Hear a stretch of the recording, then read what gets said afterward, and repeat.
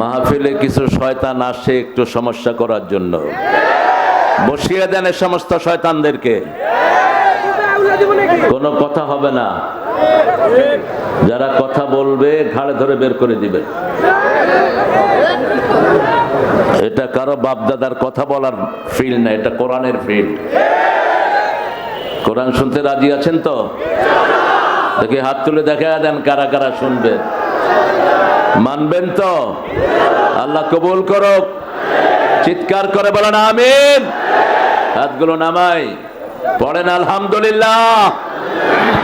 আল্লাহু আকবার কবীরা, আলহামদুলিল্লাহি কাসীরা, সুবহানাল্লাহি বুকরাতাও ওয়া আসীলা, সুবহানাল্লাহি ওয়া বিহামদিহি আদাদা খালকিহি ওয়া রিদা নাফসিহি ওয়া জিনাতা আরশিহি ওয়া মিদাদা কালিমাতিহি। এই দোয়াটা একবার পড়লে কিয়ামত পর্যন্ত সওয়াব লেখা হতে থাকে।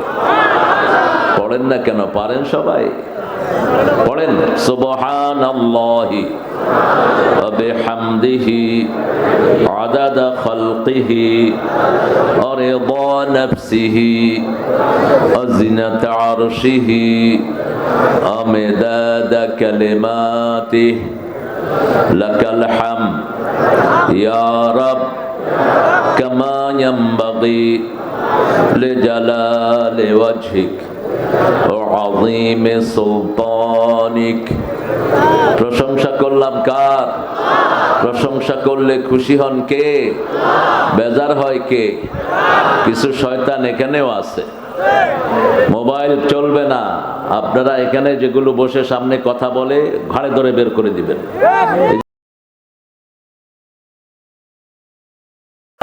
দুনিয়াতে আপনারা বিভিন্ন পরিচয় বহন করেন, কিন্তু মৃত্যুর পরে কোরআনের পরিচয় ছাড়া কাউকে আল্লাহ চিনবে না। কবরে একটা ধর্ম চিনবে ফেরেশতারা। ধর্মের নাম কি? আরো জোরে বলেন। এই জন্য আমরা মাটি দেওয়ার সময় বলি বিসমিল্লাহি ওয়া আলা মিল্লাতে রাসূলিল্লাহ। রাসূলের দলে আল্লাহর নামে রেখে গেলাম। কার দলে? রাসূলের দলে আল্লাহর নামে রেখে গেলাম। এখন রাসূলের দল করতে রাজি আছেন তো? আল্লাহ তৌফিক দান করুক। 30 পারা কোরআনের ভিতরে আল্লাহ শুধু আল্লাহর দলের কথাই বলেছেন। যেহেতু আমাদের শরীরে আইন চলে কার? আমরা যে দাঁত আছে, নখ আছে, চোখ আছে, সবগুলো লালন পালন করেন কে? শরীরটা আপনার, কিন্তু আপনার কোনো কথা আপনার শরীরে চলে না। আপনার কোনো হুকুম আপনার চুলেও খাটে না। আপনার জন্ম থেকে মৃত্যু পর্যন্ত একজন আপনাকে 24 ঘন্টা দেখেন, তিনার নাম কি? এই জন্য তিনি বলেছেন, কেন আমাকে ছাড়া অন্যদিকে যাবা? সূরা আল ইমরানের 83 নম্বর আয়াতে আল্লাহ বলছেন, আফাগাইরা দীনিল্লাহি ইয়াবগুন ওয়া লাহু আসলামা মা ফিস সামাওয়াতি ওয়াল আরদ তাওআন ওয়া কারহান ওয়া ইলাইহি ইউরজাউন। ইসলাম ছাড়া কোন জিনিস তোমরা গ্রহণ করে নিতে চাও? আকাশে, জমিনে, স্থলে, জলে, সবখানে হুকুম চলে কার? কার হুকুমে সূর্য ওঠে? কার হুকুমে বাতাস বয়? বাতাস যদি একটু ভারী হয়ে যায় আমরা সবাই মারা যাব। আবার যদি একটু পাতলা হয়ে যায় কেউ অক্সিজেন নিতে পারবো না। সেজন্য সূরা ইনফিতারে আল্লাহ বলছেন, খালাকাকা ফাসাওয়াকা ফাআদালাক ফি আইয়ি সূরাতিন মা শাআ রাক্কাবাক। আমি তোমাকে বানিয়েছি, আই হ্যাভ ক্রিয়েটেড ইউ। আমি তোমাকে বানিয়েছি, আমি তোমাকে ব্যালেন্স করেছি, সামঞ্জস্যপূর্ণ করেছি। সমাজটাকে তোমার জন্য বাসের উপযুক্ত করে দিয়েছি। সূর্যটাকে সূর্যের জায়গায় রেখেছি, চাঁদকে চাঁদের জায়গায়। আজকের বিজ্ঞান বলছে চাঁদ যদি একটু নিচে নেমে যায় সারা দুনিয়া পানিতে ডুবে যাবে, আর যদি চাঁদ একটু উপরে উঠে যায় সারা দুনিয়া মরুভূমি হয়ে যাবে। আল্লাহ রাব্বুল আলামিন সূরা আর রহমানে বলেছেন, আশ-শামসু ওয়াল কামারু বিহুসবান। হিসাব নিকাশের জন্য চাঁদ আর সূর্যকে আমি তৈরি করে রেখেছি। কিসের জন্য? হিসাব নিকাশের জন্য। পৃথিবীর এমন কোন জিনিস নাই যেটা বেহুদা তৈরি করা হয়েছে। এই যে হাতের নখগুলোরও কাজ আছে না নাই? আবার আপনার চোখের যে পাপড়ির কাজ আছে না নাই? এই যে ভুরুর কাজ আছে না নাই? আমার মেয়েরা মনে করে ভুরু আল্লাহ যেটা দিছে এটা সুন্দর না, আমি ছাইছে এটাকে ছোট্ট করে নে অথবা পাতলা করে নে। রাসূল বলেছেন তারপরে আল্লাহ লানত। আজকের বিজ্ঞান বলছে, আজকের মেডিকেল সায়েন্স বলছে, if you shave your brow regularly you could be the blind. তোমার চোখের ভুরু যদি তুমি বারবার ছাঁচো, যে কোনো সময় চোখ অন্ধ হয়ে যেতে। 1400 বছর আগে বলেছেন বসে পেশাব করো।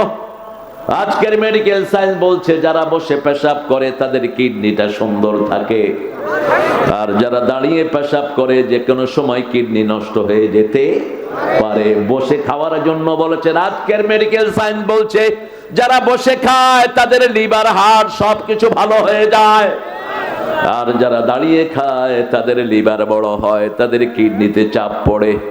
ইসলাম যা দিয়েছে সবটাই কল্যাণ। সেজন্য আল্লাহ বলছেন সূরা তাহার 124 নম্বর আয়াতের ভিতরে, এই আল্লাহর বিধান থেকে যারা মুখ ফিরিয়ে নেয় কিয়ামতের ময়দানে তাদেরকে অন্ধ করে তুলবেন। কি করে?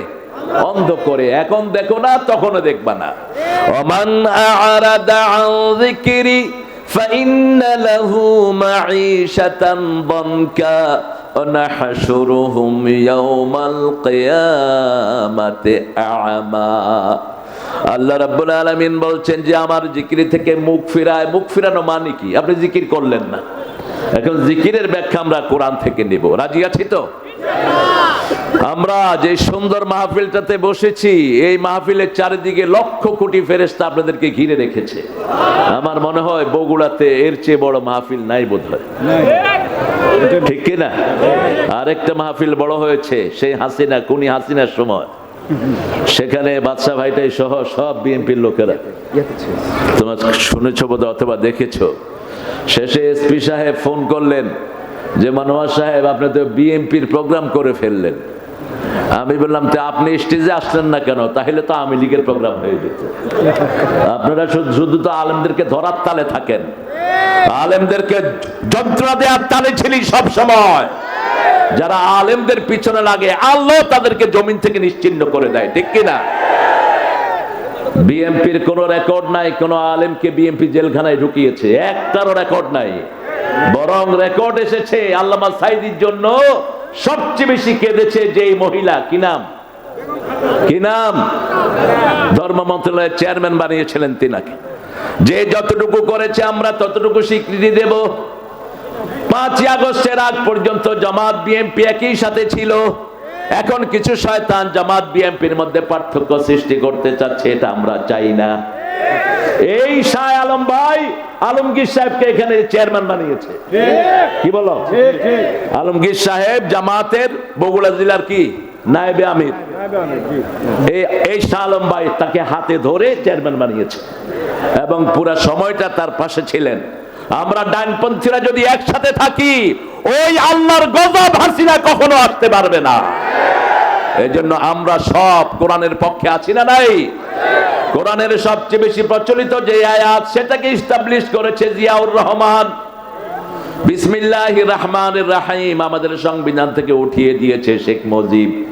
শেখ মুজিব বলেছে সেকুলার দেশ, আর জিয়াউর রহমান এসেই বলেছেন আল্লাহর উপর অবিচল আস্থা ও বিশ্বাস। শুধু এটা না, আরাফার ময়দানে 30 থেকে 35 হাজার নিম গাছের গাছ কে লাগাইছে? আরো আসতে কর। এই গাছটার নাম এখন কি বলে? নিম গাছ না, জিয়া গাছ। কি গাছ? শাজারাতুদ দিয়া বলে তার। আমি বললাম মা হুয়া শাজারাতুদ দিয়া। বললাম যে দিয়া গাছ মানে?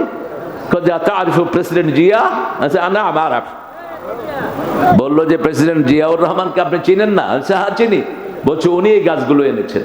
কেন? আগে তো বহু প্রেসিডেন্ট মক্কাতে গেছে, কেউ তো এই কাজটা চিন্তাও করেনি। একটি কল্যাণ রাষ্ট্রের জন্য যারা চেষ্টা করেছে তাদের জন্য সবার দোয়া আছে না নাই? অন্যদিকে বহু দলীয় রাজনীতি বাংলাদেশে চালু করেছে একজন মানুষ, তার নাম কি? তার নাম কি? শেষ করে দিয়ে গেছিল শেখ মুজিব। শেখ যা করেছে তার মেয়ে তার থেকে কম করেনি। আপনাদের এখানে তো বোধহয় কারো নামে মামলা ছিল না। কয়টা ছিল মামলা? তিনটা। কথা তোমার নামে কয়টা? দুইটা। আটটা। এই দেখেন, এই মানুষের নামে 8টা মামলা। কেন? আর জামাতের শাহাদাত চাচার নামে বোধহয় মামলা নাই। আমি শাহ আলমের সবচেয়ে বেশি যেই গুণটা আমি দেখেছি, তিনি চান সবাইকে আগলে রাখতে। তিনি একা কিছু করতে চান না, তিনি চান শিবগঞ্জ আমাদের সবার, ঠিক না বাটি? সবাই যেন খেয়ে পরে বাঁচতে পারে। ইমামদের কথা তো কেউ চিন্তা করেনি। 120 জন ইমামকে এনে তিনি তাদের স্যালারি দেওয়া শুরু করলেন। তিনি তো এখনো কিছু পান নেই। সেই জন্য আমরা যেন কোরআনের পক্ষে থাকতে পারি, আল্লাহ তৌফিক দান করুক। আমরা আল্লাহর জিকির করব। এখন জিকির কাকে বলে? আমাদের দেশের কিছু বন্ডরা বলেছে হুই হাই হলো জিকির। আবার কেউ বলে নিজের ইচ্ছা মতো জিকির বানিয়ে নেয়। আল্লাহ জবাব দিবেন এই কোরআনে। সূরা হিজরের 9 নম্বর আয়াত। জিকির কাকে বলে? আল্লাহ বলছেন, ইন্না নাহনু নাযালনা যিকরা ওয়া ইন্না লাহু লাহাফিজুন। কোরআনকে আমি জিকির করে নাজিল করেছি, এটা হেফাজতের দায়িত্ব নিয়েছেন কে? যারা কোরআন হেফাজত করবে তাদেরকে হেফাজত করে দিবেন কে? আমরা কোরআন হেফাজত করতে রাজি আছি তো? আছেন তো রাজি? হেফাজত মানি হলো কোরআন হেফাজত মানি হলো নামাজ হেফাজত। কোরআন হেফাজত মানি হলো ইসলামী আইন কানুন হেফাজত। কোরআন হেফাজত মানি হলো কোরআনের আইনগুলো হেফাজত, ঠিক না বাটি? কোরআন হেফাজত মানি হলো আল্লাহ রাব্বুল আলামিন বলছেন বিবির সাথে দুর্ব্যবহার করো না। আশিরুহুন্না বিল মারুফ। সবচেয়ে সুন্দর ব্যবহার পারিবারিক জীবনে বিবিকে দিবে। আপনি তুচ্ছ-তাচ্ছিল্য করলেন, আপনি কোরআনের আইন ভঙ্গ করলেন। আল্লাহ রাব্বুল আলামিন বলেছেন প্রতিবেশী যেই হোক, হোক সে হিন্দু, হোক সে বৌদ্ধ, তার পেটে খাবার দাও, তার চিকিৎসা লাগলে চিকিৎসা দাও, তার গায়ে কাপড় না থাকলে কাপড় দাও। মান আশবা নাফসাহু ওয়া জারুহু জাআল লাইসা মুমিন। রাসূল বলতেন যে নিজে পেট পুরে খায়, তার প্রতিবেশী না খেয়ে থাকে, সে কখনো মুমিন হইতে পারে না। আপনি মুমিনই না, আপনি কিসের ইবাদত করবেন? আপনার প্রতিবেশী হোক হিন্দু, হোক বেনামাজি, তার খবর আপনি নেবেন যেমন নিতেন রাহমাতাল লিল। রাসূল আসছেন ঘরের দিকে, ইহুদি রাসূলকে ডাকলো। আমরা তো ইহুদি ডাকলে জবাবও দেব না। আমাদের অনেক ভাই আছে হিন্দুরা ডাকলে কথাই কয় না, আছে না? কয় হিন্দু, এরকম করে। আপনি নাকে ধরেন কেন? আপনার জন্ম যদি হিন্দু পরিবারে হইতো আপনি কি করতেন? কোন মানুষকে ঘৃণা করবা না। আমরা মূর্তিকে ঘৃণা করি, কিন্তু মূর্তির সামনে যারা যায় ওরা অজ্ঞতাবশত যায়, ওদেরকে ভালোবেসে কোরআনে ঢুকায়া দেব, ঠিক না? ঠিক। কোন মূর্তির কথা কোন কিতাবে নাই। হিন্দুদের এই 7টা কিতাবের একটাতে মূর্তি পূজার কথা নাই, এক লাইনও নাই। যেমন আমাদের কোরআনে ইবাদত করতে হবে কার? আল্লাহ ছাড়া কারো ইবাদত করা যাবে? ওদের বইগুলোতে বলেছে ভগবানের ইবাদত করতে হবে। কার ইবাদত? আমাদের আল্লাহকে আবার আল্লাহই বলেছে তারা। আল্লাহর অন্য কোনো নাম নেই। আল্লাহ নিজেই নিজের নাম রেখেছেন। আল্লাহ কি নাম রেখেছেন? আল্লাহ। কারণ আল্লাহ বলছেন অন্যান্য যে সমস্ত নামগুলো এগুলো ইউলহাদুন, তারা আমার নামকে বিকৃত করে। আমার আল্লাহু নাম কত সুন্দর। কুল হুয়াল্লাহু আহাদ আল্লাহুস সামাদ লাম ইয়ালিদ ওয়া লাম ইউলাদ ওয়া লাম ইয়াকুল লাহু কুফুয়ান। এখন ভগবানের এরকম সংজ্ঞা আছে? যদি কেউ জিজ্ঞেস করে আল্লাহর সংজ্ঞা কি, আল্লাহর সংজ্ঞা হলো কুল হুয়াল্লাহু আল্লাহুস লাম ইয়ালিদ ওয়া লাম ইয়াকুল লাহু। এই 4টা গুণ যার মধ্যে থাকবে তিনি কে? তিনি কে? এটা কোন মানুষের মধ্যে থাকা সম্ভব, কোন দেবদেবীর ভিতরে থাকা সম্ভব নয়।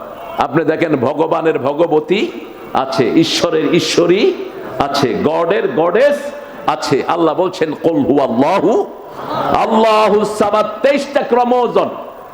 মানুষের সন্তান জন্মের জন্য 23টা ক্রমোজন লাগে। সূরা ইখলাসের ভিতরে 23টা অক্ষর। কয়টা? 23টা অক্ষর। লাম ইয়ালিদ ওয়া লাম ইউলাদ। তিনি কারো থেকে জন্ম নেন নাই, কাউকে জন্ম দেনও নাই। সুবহানাল্লাহ। তিনি এমন সত্তা, তার উপরে আর কেউ নাই। তাদের কিতাবগুলোতে একই কথা বলা হয়েছে। তাদের ঋগ্বেদের ভিতরে বলা হয়েছে ভগবান একই হে, দোসরা নেহি, উসকা কোই শেকেল নেহি, তাসবির নেহি। আল্লাহ এক। আল্লাহ কয়জন? একজন। তার কোনো ছবি নাই, তার কোনো প্রতিকৃতি নাই, তার মতো উপরে নিচে আর কেউ। একই কথা সূরা ইখলাসের সামান্য অনুবাদ তাদের কিতাবেও তারা ঢুকিয়ে দিয়েছে। সেজন্য আল্লাহ পরিচয় দিচ্ছেন, আমার নাম হলো আল্লাহ, আমার জিকির হলো, প্রথম জিকিরের নাম কি? আরো জোরে বলেন। কোরআন। কোরআন হলো প্রথম জিকির, দ্বিতীয় জিকির হলো নামাজ। আফজালুজ জিকরি তেলাওয়াতুল কোরআন। এখন আপনি বলবেন কোন সূরা আমি পড়বো? কোরআন তো অনেক সহজ আবার অনেক কঠিন। কিছু সূরা আছে খুব সহজ, কিছু সূরা আছে খুব কঠিন। আল্লাহ বলছেন সহজটাই তুমি পড়ো। সবচেয়ে বেশি সওয়াবের যেই সূরা সেটা আমাদের সবার মুখস্থ আছে। কোন সূরা পড়লে সবচেয়ে বেশি সওয়াব হয়? জোরে বলেন। হ্যাঁ, হায় হায়, কোরআনের মা কোন সূরা? মা কোন সূরা? কোন সূরা ছাড়া নামাজ হয় না? তো এত দেরি লাগে কেন সবচেয়ে দামি সূরা চিনতে? রাসূল সাল্লাল্লাহু আলাইহি সাল্লাম বসে আছেন, মুআজ বিন জাবালকে বললেন, মুআজ আনা আদুল্লুকা আযমু সূরা মিনাল কোরআন, I will tell you most powerful most readable সূরা অফ কোরআন। আমি তোমাকে বলবো কোরআনের কোন সূরাটা সবচেয়ে বেশি সওয়াব হয়। তিনি বসে আছেন, রাসূল সাল্লাল্লাহু আলাইহি সাল্লাম চলে যাচ্ছেন। মুআজ বিন জাবাল ধরলেন, ইয়া রাসূলুল্লাহ, আপনি বলেছেন আমাকে কোরআনের সর্বশ্রেষ্ঠ সূরা শিখিয়ে দিবেন। রাসূল সাল্লাল্লাহু আলাইহি সাল্লাম বলেন, হিয়া সাবউম মিনাল মাসানি ওয়াল কোরআনিল আযীম। এটা হলো 7টা আয়াত। কয়টা আয়াত? 7টা আয়াত। আর কোরআনে আযীম আল্লাহ বলছেন, ওয়ালাকাদ আতাইনাকা সাবআম মিনাল মাসানি ওয়াল কোরআনাল আযীম। হে নবী, তোমাকে আমি 7টা আয়াত দিলাম, তার সাথে 30 পারা বিশাল কোরআন দিলাম। 7টা আয়াত ব্যাখ্যা হলে 30 পারা কোরআন হয়ে যায়। আবার 30 পারা কোরআনকে সংক্ষিপ্ত করলে সূরা ফাতিহা হয়ে যায়। আবার ওমর ফারুক রাতের বেলায় মানুষ পাহারা দিতেন। বসেন চেয়ারম্যান সাহেব, উঠে যান কেন? ওরা আসুক, এই তুমি আসো, উঠাবে না। হ্যাঁ, ওমর ফারুক রাতের বেলায় পাহারা দিতেন। আমি বলবো শাহ আলম ভাই যদি যে দেশের মানুষের গণমানুষের নেতা হয়, এখানে যেন একজন লোক না খেয়ে মারা যায়। একজন লোক যদি না খেয়ে মারা যায়, যারা জনগণের প্রতিনিধি তাদেরকে কার সামনে দাঁড়াতে হবে? আরো কঠিন, একটা কুত্তাও যদি না খেয়ে মারা যায়। কি? কুকুর। একটা কুকুরও না খেয়ে মারা গেলে মানুষকে আসামির কাঠগড়ায় দাঁড় করাবেন কে? ওই যে একটা পতিতা নারী কুকুরকে পানি খাওয়ানোর কারণে তার গুনাহ আল্লাহ মাফ করে তাকে জান্নাত দিয়ে দিয়েছেন। আর একজন নেককারিনী মহিলা একটা বিড়ালকে ঘরের ভিতরে বেঁধে রেখেছেন। বিড়ালকে ছেড়েও দেয়নি নিজের খাওয়ার জন্য। এই বিড়াল বেঁধে থেকে থেকে অনাহারে মারা গেছে। ওই মহিলার সব আমল নষ্ট করে তাকে জাহান্নাম দিয়ে দিয়েছেন কে? আপনি কোন প্রাণীর উপরে বেইনসাফি করতে পারবেন না। ওমর ফারুক রাতের বেলায় যখন এশার নামাজ পড়ে সবাই ঘরে ফিরতো, তিনি তখন রাস্তায় রাস্তায় হাঁটতেন আর বলতেন, ফোরাতের তীরে যদি কোনো কুকুরও না খেয়ে মারা যায়, আমি ওমরকেই আল্লাহর দরবারে আসামির কাঠগড়ায় দাঁড়াতে হবে।